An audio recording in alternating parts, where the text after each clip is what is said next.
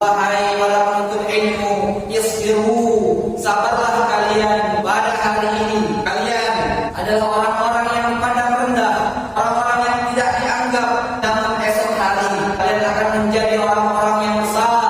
Wahai para penuntut ilmu, lihatlah salaf Yusuf Al-Qadhi, muridnya Imam Abu Hanifah. Ketika itu dia belajar kepada gurunya Imam Abu Hanifah, namun dilarang oleh ibunya, diperintahkan ibunya untuk bekerja. Lalu apa kata Imam Abu Hanifah kepada ibundanya Yusuf Al-Qadhi?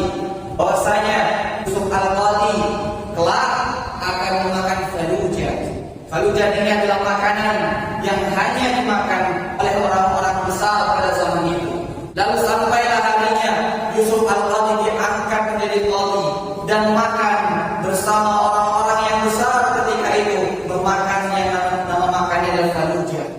Ketika itulah Yusuf Al-Qadhi sadar akan perkataan gurunya Imam Abu Hanifah, bahwasanya kelak jika dia bersabar menuntut ilmu akan memakan makanan faluja yang hanya dimakan oleh orang-orang yang terpandang ketika di zaman itu.